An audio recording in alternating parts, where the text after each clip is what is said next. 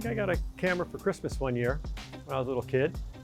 And a couple days later, we went and I had an opportunity to try and make some photos. And for some reason, I made a great photo. Skateboarding is what was going on. That was the new thing. There was nothing like it. You know, before that, some of us were riding BMX. A lot of people were surfing. You know, we're all just young. I'm not even a teenager when I started to skateboard. As a matter of fact, when I moved to California, I think I was around 9 or 10 years old, and the first gift someone gave me was a skateboard. Music really lends itself to skateboarding a lot, the energy of it and the intensity of it. And we were listening to hard rock to give us that energy. By 1979, 77 even, you know, punk rock comes along, and it is an even better soundtrack to skateboarding than the hard rock was.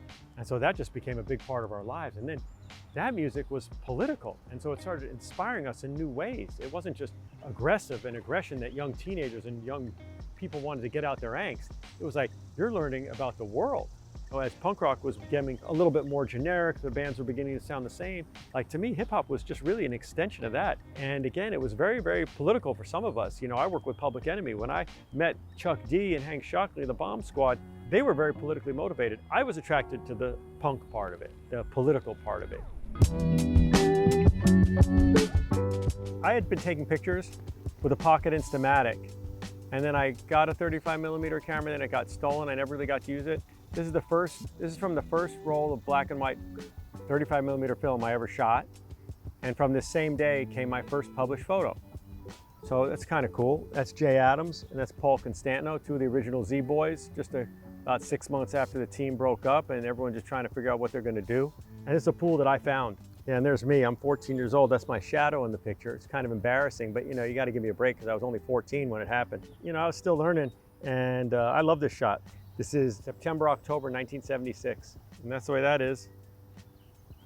All right, it's a picture of Run DMC in Hollis, Queens. I had shot them a couple of times in Los Angeles, but they invited me to come to Hollis, where they grew up and where they live, to shoot them for stuff they would need for the next year for publicity. And we did a world tour book for them. That was the main thing we got out of it. And so, yeah, this is my first time to Hollis, and we had a great time. DMC, Jam Master Jay, and Run. All right. So this photo, this is the first time I ever made photos of the Bad Brains, right?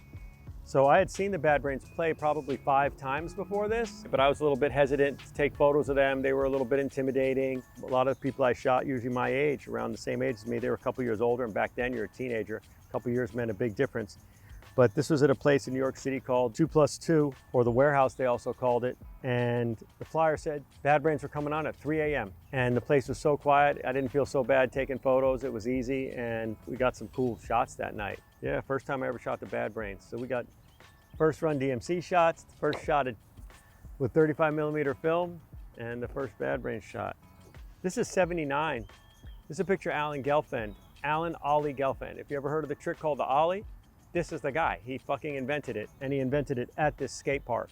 He didn't invent it this day. This is a year later, or a couple months later after he invented the trick, but I was invited to come down there and shoot him in Florida and in his home turf, because he was one of the most famous new Florida skaters. I think it was called Skateboard USA in Hollywood, Florida, where he learned to do the Ollie. And that's him doing an Ollie at his park. I am creating images to help inspire other people and to make the culture more well-known and more appreciated, to excite other people, to entice other people to become involved, to give the culture the representation that it deserves from someone who knows what the fuck they're talking about.